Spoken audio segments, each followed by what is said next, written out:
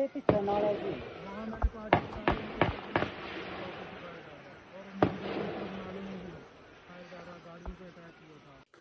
नमस्कार। उम्मीद है आप लोग स्वस्थ और सानंद होंगे। कठुआ में आतंकवादियों ने फिर हमला किया, जिससे 5 जवान शहीद हो गए और 5 घायल हैं।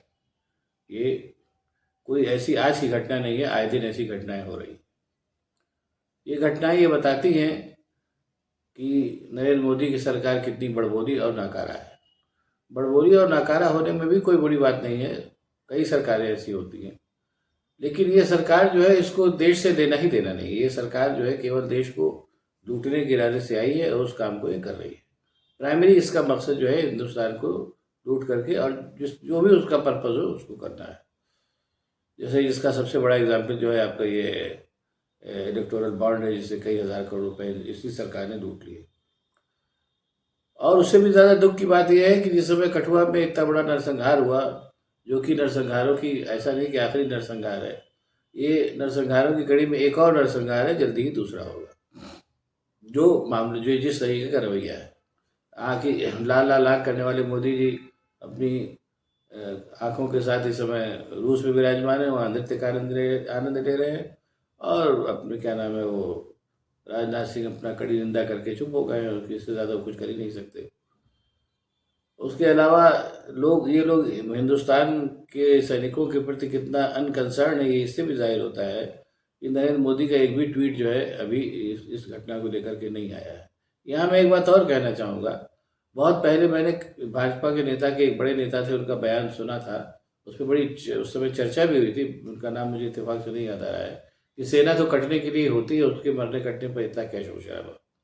ये बात मैंने इसलिए बताई, ये इनकी मना स्थिति है, जिसके चलते सेना के बलिदान को ये सोचते हैं कि वो तो सब गए ही इसी काम के लिए, ये बात है। और इसी तरीके से कॉमन मैन के लिए इनका ये मानना है कि कॉमन मैन तो होता ही है कि उसको जो है वो परेशान किया जाए। इसीलिए आप देखिए कि नरेंद्र मोदी जब से आए तब से नोटबंदी से लेकर के और क्या नाम है कोरोना पीरियड से लेकर के और शिक्षा विभाग में जो कुछ हड़कंप मचाया इन्होंने, और उसके बाद जो सबसे बड़ा जो इलेक्टोरल बॉन्ड के माध्यम से लूट लिया, और उसके अलावा उससे भी बड़ी बात कि जो एक के बाद एक आजकल जो है पुल लगातार ढहते चले जा रहे हैं। पता चला कि भारतीय जनता पार्टी के शासनकाल में, ये मैं फिर कह रहा हूँ, आज मैं फिर इस बात को फिर बता रहा हूँ कि जब ये शासन जाएगा उसके बाद जो जांचें बैठेंगी, तो आप ये देखिएगा कि ये भारतीय जनता पार्टी का पूरा कार्यकाल, नरेंद्र मोदी का जो कार्यकाल है, ये भयानक लूट के लिए जाना जाएगा। ऐसी लूट न कभी हुई है न कभी होगी, ये मैं आज कह दे रहा हूँ। बहरहाल वापस अपने उस पर आता हूँ, उस पर जो वहाँ पर सैनिक बेचारे मारे गए। आप लोगों को याद होगा कश्मीर में धारा 370 हटाने को लेकर के बहुत बवेला मचा था कि अभी तो शायद कश्मीर में कुछ नहीं होगा, कश्मीर में बड़ी शांति रहेगी, प्रॉस्पेरिटी रहेगी, ये रहेगा। जो भी मतलब मुंह से बक सकते थे बकाए इन लोगों ने, और कहीं कुछ नहीं होगा, सब कुछ बहुत अच्छा है। उसका नतीजा उसके एवज में हुआ क्या? जबकि जो लोकसभा का चुनाव हो रहा था उस पर अपने प्रत्याशी नहीं खड़ी कर पाए, और बाकी जो चीज़ें हैं, इनके जो गवर्नर हैं फिलहाल इस समय जम्मू कश्मीर में, उनके ऊपर भी तमाम क्या नाम है कदाचार के आरोप लग रहे हैं। लड़की की शादी का बिल जो है वहाँ भेज दिया, केंद्र सरकार के पास ऑफिस में भेज दिया, और क्या नाम है कोई जालसाज है उससे 25 लाख रुपए कर्ज दे रखे। इस तरीके की बातें वहाँ से उसे निकल के सामने आ रही। ये सब बातें तो तब निकल के सामने आ रही जब इन्हीं का शासन है। जब इनका शासन नहीं रह जाएगा तब सोचिए क्या क्या चीज़ें सामने आएंगी, देखते जाइए। अब कश्मीर की समस्या को नटशेल में समझ लीजिए, थोड़ा ठंडे दिमाग से समझिए तो और मजा आएगा। कश्मीर की समस्या दरअसल दो है। एक ऐतिहासिक है जिसमें बहुत ज़्यादा मतलब आप कुछ नहीं कर सकते, जो है वो है कि जब कश्मीर का जिस समय भारत वर्ष आज़ाद हुआ, उस समय ये हुआ कि जो स्टेट जहाँ चाहे जिस जिस के साथ चाहे समाहित हो जाए, हिंदुस्तान के साथ चाहे पाकिस्तान के साथ। इस किस्से को मैं संक्षेप में बता रहा हूँ, और लंबा किस्सा बताने से कोई लाभ नहीं है। कश्मीर के जो समय महाराजा हरी सिंह थे वो डरमल थे कि कहाँ जाए कहाँ न जाए, क्योंकि राजा हिंदू थे और प्रजा जो थी वो मुसलमान थी ज़्यादा। और उसके अलावा उसमें एक पक्ष और था कश्मीर के साथ, शेख अब्दुल्ला जिनकी नेशनल कॉन्फ्रेंस थी, और उनका भी एक पक्ष था और उनका भी एक से था उस पूरी राजनीति में। बहरहाल कुल मिला के ये हुआ कि कश्मीर के अच्छा एक पक्ष उसमें और था कि कश्मीर के लोग ये भी चाहते थे कि उनको एक इंडिपेंडेंट मुल्क बना दिया जाए, ये भी था। तो कुल मिलाकर के समझौता ये हुआ कि कश्मीर जो है वो धीरे धीरे भारत में उसका विलय हो जाए, और और वो धीरे धीरे करके उसका क्या नाम है, लेकिन जैसा उसमें चूंकि वो शेख अब्दुल्ला वाला वो भी पक्ष था कि कश्मीर को इंडिपेंडेंट स्टेट होना चाहिए, तो कुल मिला के ये रजामंदी हुई कि भारतवर्ष में कश्मीर का विलय हो जाए, और विलय होने के बाद जो है वो धीरे धीरे करके कश्मीर जो है अपने आप को भारतवर्ष में समाहित कर लेगा, जो उस समय की दशा थी। उस समय उसमें इससे अच्छा और कोई समझौता नहीं हो सकता रहा होगा, इसमें कोई शक नहीं। बड़े बड़े लोगों ने इसमें अपना दिमाग लगाया, तो जाहिर सी बात है कुछ बुद्धि लगाई होगी उन्होंने। कम से कम भारतवर्ष को एक आज़ाद करके एक अच्छा खासा स्वतंत्र खुशहाल राष्ट्र वो लोग बना ही गए। नरेंद्र मोदी के तरीके से भीख मंगाने के कगार पे तो नहीं है पहुंचाया लोगों को। काम न करने वाले अक्सर नाकारा लड़का जो होता है वो अपने काबिल बाप को अक्सर कर जाता है, वो उसी के मकान में रहता है। यही हाल नरेंद्र मोदी का है। बहरहाल इस पूरे प्रोसेस में जो थोड़ी डिले हुई, उस डिले का फायदा उठा करके पाकिस्तान ने कश्मीर के करीब 1/3 हिस्से पे कब्जा कर लिया, और कालांतर में उसके थोड़े से हिस्से पर चीन ने भी कब्जा कर लिया। लेकिन कश्मीर की दो समस्या है। एक तो समस्या ये है कि भारत में उसका विलय तात्कालिक रूप से धीरे धीरे संपूर्ण हो जाता, उसके लिए धारा 370 लाई गई। और तो क्योंकि जो उसके बीच में जो ऐसे मुद्दे थे जो उस समय अनसुलझे थे, ये हुआ कि धीरे धीरे उसको सुलझा लिया जाएगा। और उसके अलावा जो था वो ये था कि जो जो हिस्सा कश्मीर के पास, जो हिस्सा पाकिस्तान के पास है उसको छुड़ाना, और जो हिस्सा चीन के पास है उसको छुड़ाना। ये कश्मीर की दो समस्याएं हैं। अब आप नए लोगों को नहीं याद है, जो खास तौर से भाजपा की व्हाट्सएप यूनिवर्सिटी से संबोधित है, से संबंधित है। इंदिरा गांधी ने धीरे धीरे धीरे धीरे धीरे धीरे करके कश्मीर को एक तरीके से भारत में विलय कर दिया उसका पूरी तरीके से। और मुझे याद है जो शेख अब्दुल्ला थे, उस सालों उनको जेल में रखा इंदिरा गांधी ने। और बहरहाल धीरे धीरे करके वो जो कश्मीर को इंडिपेंडेंट नेशन बनाने की बात थी वो बात से हट गई, और वो ऑलमोस्ट उसका कश्मीर का भारत में विलय लगभग संपूर्ण हो गया। नेहरू जी ने एक बार कहा भी था कि धारा 370 को लेकर बहुत परेशान होने की जरूरत नहीं है, धीरे धीरे चीजें धारा धीरे धीरे घिसते घिसते घिस जाएगी। और मैं एक चीज़ यहीं पर आपको और बताऊं कि इस जिस धारा 370 को लेकर के ये सब इतना हल्ला मचाते हैं भाजपा के लोग, उस तरीके की मिलती जुलती धाराएं अभी भी हिंदुस्तान में कई जगह अवेलेबल है। क्या नाम है, आप वहाँ पहाड़ों पर जमीन नहीं ले सकते हैं, ऐसे तमाम तमाम धाराएं हैं। बहुत बहुत से प्रतिबंध हैं। नॉर्थ ईस्ट में अभी भी आप जाइए तो आपको परमिट की जरूरत पड़ती है। ये सब तमाम धाराएं। बकवास करनी हो तो बहुत सी चीज़ें हैं, और चीज़ों को समझना हो तो एक अलग बात सीखता है। और भारतीय जनता पार्टी वालों के कि उनको केवल बकवास करनी, करना धरना इनके पास में कुछ है नहीं। बहरहाल कुल मिला के स्थिति ये हुई कि कश्मीर में अभी भी स्थितियाँ बिल्कुल बिल्कुल वैसी की वैसी ही हैं जैसी थी। अपना नरेंद्र मोदी वगैरह अपना पीठ ठोकते रहे, तो कर ऐसे ऐसे आदमी जो बकवास करते हैं उनकी बात का बहुत बहुत बहुत भरोसा ध्यान में लेना चाहिए। अब इसका एक पक्ष और है, ये भी जान लीजिए, बात चली है तो बता दे रहा हूँ आप लोग। 1971 की लड़ाई में जो भारतवर्ष ने पाकिस्तान को पराजित करके दो टुकड़ा कर दिया, उसके बाद से पाकिस्तान जो था वो बहुत बुरी तरीके से हताश हो गया, हतोत्साहित हो गया। क्योंकि तब तक पाकिस्तान की भारत के साथ 4 लड़ाइयाँ हो चुकी थी, जिसमें से तीन बड़े युद्ध थे और एक स्कर्मिश थी, जिसमें पाकिस्तान हमेशा हारा। और 71 की लड़ाई के बाद ये तय हो गया कि पाकिस्तान जो है भारत से युद्ध में कभी नहीं जीत सकता है। उसी समय पाकिस्तान में एक डिक्टेटर हुए थे सेना के, जियाउल हक। उनका नाम नई जनरेशन नहीं सुना होगा, हम लोगों के ज़माने में तो थे ही।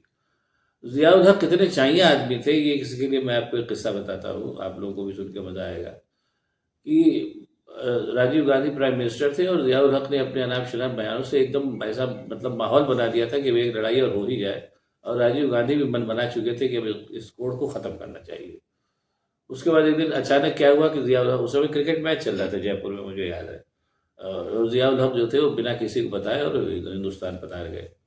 प्रोटोकॉल ये होता है, राजनयिक प्रोटोकॉल, कि जब किसी देश का राष्ट्रपति दूसरे देश में जाता है तो पहले वो इजाज़त देता है उस देश में कि हम आना चाहते हैं। वहाँ से आमतौर पे कह दिया जाता है कि आप आइए। और जियाउल हक जो थे बिना बताए चले आए।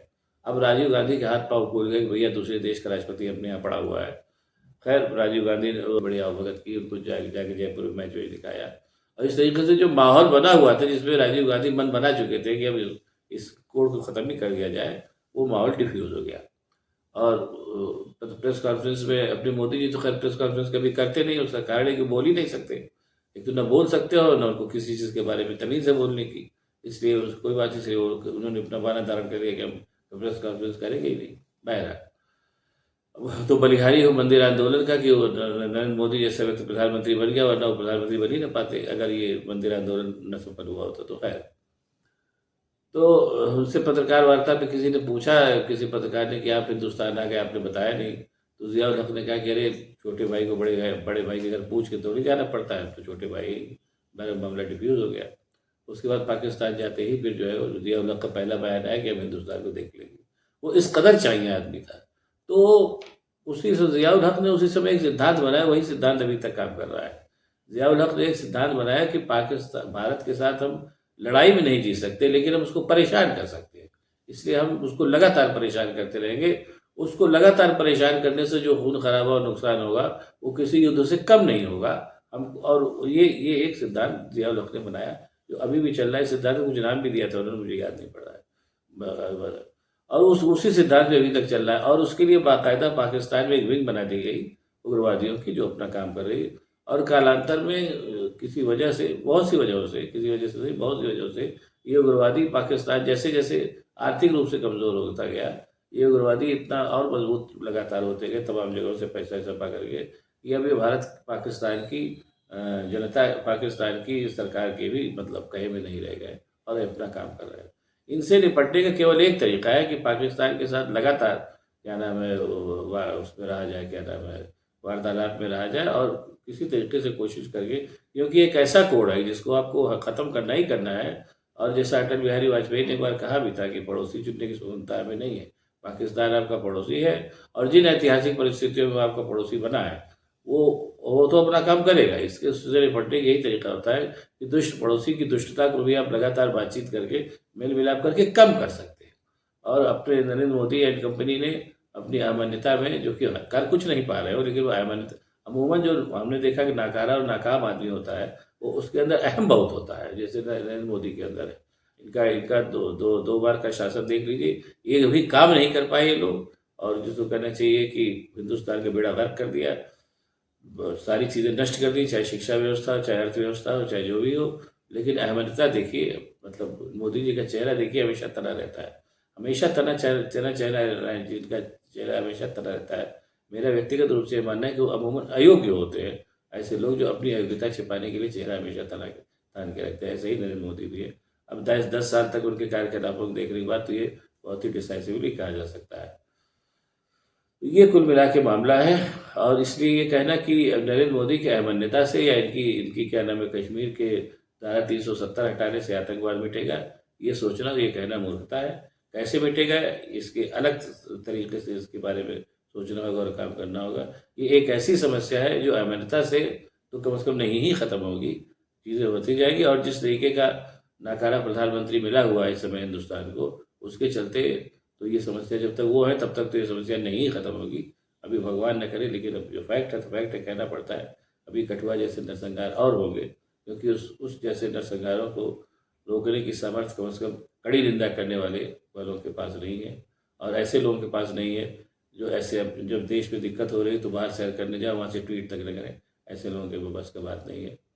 ईश्वर, जो लोग नहीं रह गए, ईश्वर उनकी आत्मा को सांत्वना दे, और ईश्वर से ही ये प्रार्थना की जा सकती है कि ऐसी घटनाएं फिर न हो तो अच्छी बात है। हालांकि जो वातावरण है, जैसे हमारे हुक्मरान हैं, उसके चलते भगवान न करे ऐसी घटनाएं तो होंगी, ये कहने में मुझे कोई संकोच नहीं है।